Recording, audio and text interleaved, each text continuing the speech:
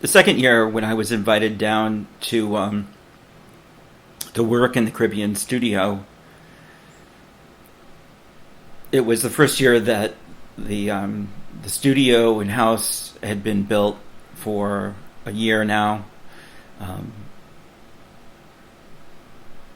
it was very open. It almost looked like as if you were living in ancient Greek um, Acropolis or something. Everything was really very raw and unfinished, but it was mostly concrete, steel, and glass. And these trees that had been struggling for many, many years on this mountaintop overlooking a lagoon had finally gotten a break from the weather and not getting water, and they proceeded to just burst out and grow. They grew over the balcony that overlooked the lagoon, which was really the primary reason for building the house. The balcony was about 25 feet high, and the trees had grown about 10 feet higher than the balcony so that you really couldn't see the water anymore. As we got down and started unpacking our things, the artist said, well, we have to trim these. That's the whole point of having this balcony, is to see the lagoon. Can you go down and look and cut the tops of the trees off from below? Climb up and see if you can cut just the tops off. I went down below. It was very rocky hillside that was like a rubble kind of coral.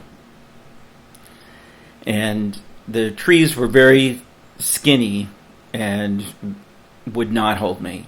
And so there was really nothing to climb. It was more like a very slight long branches.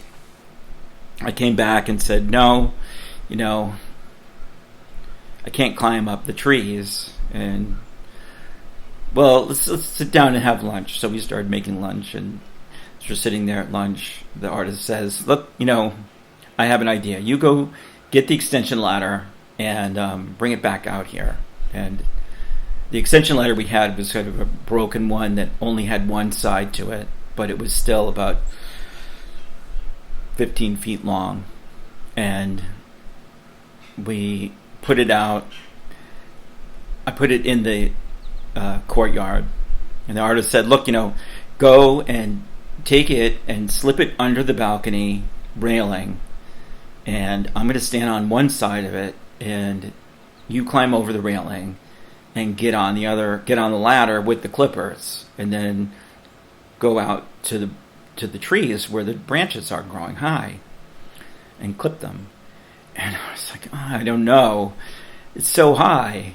And he's, no, don't worry about it. I'll stand on this side, and I'm much heavier than you are, and I have the advantage. The fulcrums, will make sure that the ladder's not sticking out too far. I went out there and climbed over the railing, and it was pretty scary because you're just kneeling on these aluminum rails.